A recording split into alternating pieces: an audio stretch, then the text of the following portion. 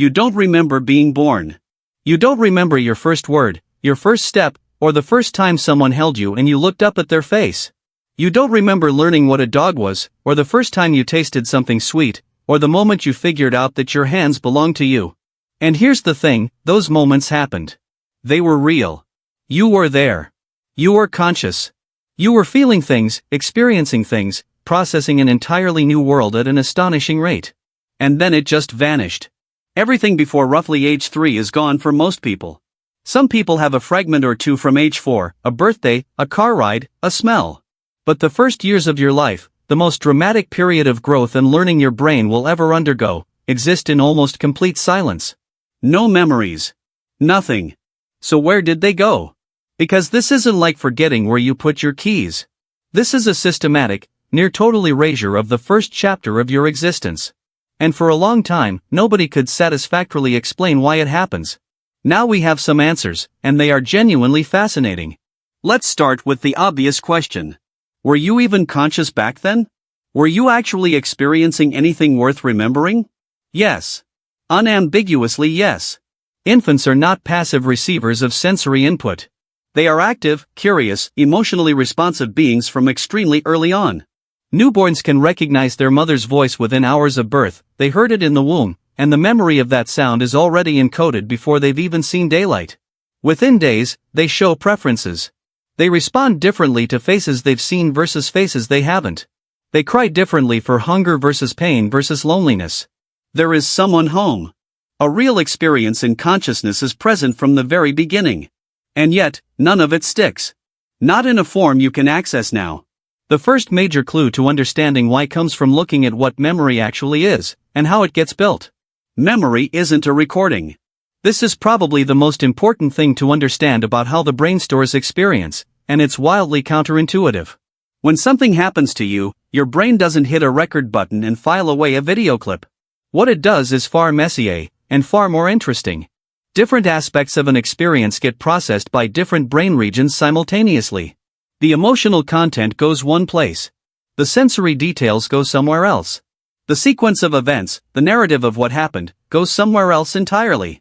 For you to have a retrievable autobiographical memory, a memory of the I was there and this happened to me variety, all of those pieces need to be linked together and consolidated into a stable, accessible package. That process requires a specific brain structure called the hippocampus. The hippocampus is the brain's memory indexer. It's the region that binds the scattered pieces of an experience into a coherent whole, and files it somewhere you can later retrieve. Without hippocampal involvement, you might process an experience, you might even be affected by it emotionally, but you won't have a conscious narrative memory of it that you can deliberately recall. And here's the key. The hippocampus in human infants is dramatically underdeveloped, not slightly behind, not almost there. Dramatically, functionally incomplete in the first years of life. The neurons are there, but the connections between them, the dense complex network of links that allows efficient memory encoding and retrieval, hasn't formed yet. The hippocampus undergoes significant development through the first 2 to 3 years of life, and in some regions continues developing well into adolescence. A baby experiencing something beautiful or frightening or joyful is like trying to record a video on a camera that doesn't have a memory card yet. The lens is working, the processor is running, but there's nowhere for the footage to go, so the memories don't form in the first place. Not in the retrievable narrative sense, not the kind you can pull up 30 years later and play back. That's the first part of the answer.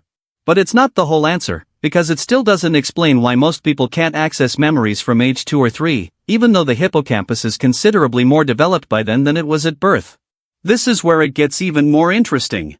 There's a second factor, and it has to do with something called neurogenesis. Your brain grows new neurons throughout your life. This was considered controversial for a long time. The old assumption was that you were born with all the neurons you'd ever have, and that was it. That turned out to be wrong. New neurons are generated continuously, particularly in the hippocampus. Now here's the twist. In early childhood, the rate of neurogenesis in the hippocampus is extraordinarily high, far higher than at any later point in life.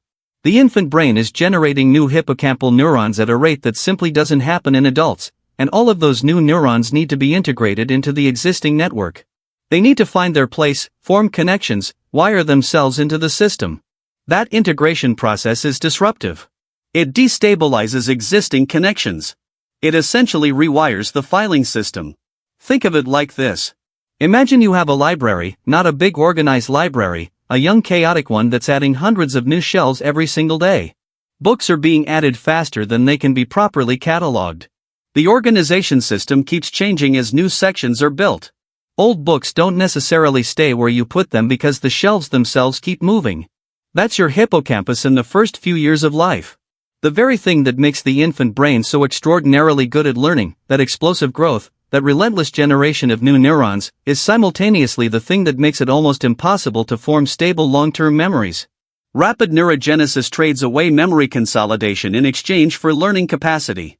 The infant brain is optimized for absorbing new information at maximum speed, not for filing it away in a form that will be accessible decades later. You were learning faster than any adult ever could, and the cost of that speed was forgetting everything. But there's a third factor, and this one is the strangest one of all. Language. This sounds simple at first. Of course, babies can't form verbal memories, they don't have words yet. But it goes deeper than that, because the relationship between language and memory is more intimate than most people realize. Autobiographical memory, the "I remember when I was 5 and this happened" kind of memory, is deeply structurally connected to language. Not just because you need words to describe memories to other people, but because the internal experience of having a memory, of replaying it in your mind, of knowing that it happened to you and not someone else, that experience is mediated by language in ways that are hard to fully separate. When you remember something, you are, in part, narrating it to yourself. You're constructing a story, a sequence, a sense of self moving through time. And that narrative capacity, that ability to construct a story with yourself as the protagonist, emerges alongside language. Infants have a sense of self. Research has demonstrated that. But it's a present tense self, and I am experiencing this right now self. The extension of that self backward through time into a retrievable personal history, the autobiographical self, requires language as scaffolding. Without language, there's no story. Without a story, there's no narrator. And without a narrator, there's no one to be the subject of the memory. You can't remember "I was there" if you don't yet have a stable, language-mediated concept of I. Studies across cultures support this. Children who develop language later also tend to have later onset of autobiographical memory. Bilingual children often have the clearest early memories in the language they were using at the time, even if they rarely use that language as adults. People who learn sign language as their first language show the same infantile amnesia patterns as hearing children who learn spoken language, suggesting that it's not spoken language specifically, but language as a cognitive system that matters. The words aren't just how you express the memory. They're part of how the memory is built in the first place. So now we have 3 overlapping explanations. Hippocampal immaturity, explosive neurogenesis disrupting consolidation, and the absence of language as a structuring scaffold for autobiographical experience. All 3 are real. All 3 are happening simultaneously, and together they create a window of near-total amnesia that covers the most formative period of your life. But here's what makes this genuinely strange. The experiences you can't remember still shaped you. This is the part that people don't always fully sit with. Your infant years are gone from your conscious, retrievable memory, but they are absolutely not gone from you. Everything that happened in those years left traces, deep structural traces that influence who you are right now. The attachment patterns you formed with your caregivers in the first year of life, whether you learned that the world was safe and responsive or unpredictable and unreliable, are encoded not as memories, but as implicit expectations, ways of being, emotional reflexes that operate below conscious awareness. If you were consistently soothed when you cried, your nervous system learned, at a biological level, that distress is temporary and help is available. That expectation shapes how you respond to stress as an adult, how quickly you can calm yourself down, how much you trust that things will be okay. If you were inconsistently responded to or left to cry without comfort, your nervous system learned something different, not as a memory. As a setting, a default calibration of how safe the world is and how much you can rely on other people. None of this is accessible to you as a story you can tell. You can't remember the specific night you cried and no one came, or the specific morning you were held and felt completely safe. But those nights and mornings added up into something, a posture toward existence that you carry without knowing you're carrying it. This is what psychologists mean when they talk about implicit memory as opposed to explicit memory. Explicit memory is the kind you can consciously access and describe. Implicit memory is the kind that lives in your body, your emotional reactions, your automatic assumptions about how relationships work, and whether you deserve to be cared for. Infantile amnesia erases your explicit memories. It leaves your implicit memories completely intact. You forgot the experiences. You kept the lessons. The problem is, you can't examine lessons you don't know you learned. You just act on them and wonder why you respond to certain situations the way you do. Now let's talk about the fake ones. Because here's where it gets uncomfortable. Some of the earliest memories you think you have are probably not real, not distorted, not exaggerated, actually fabricated, constructed by your brain from photographs, stories, and repeated tellings, and then filed as if they were genuine, experiential memories. This is extremely well documented in memory research, and it's deeply unsettling the first time you really confront it. Here's how it happens. Your family has a photo of you at your second birthday party. You've seen that photo dozens of times growing up. Adults told you the story of that birthday, what happened, who was there, how you reacted to the cake.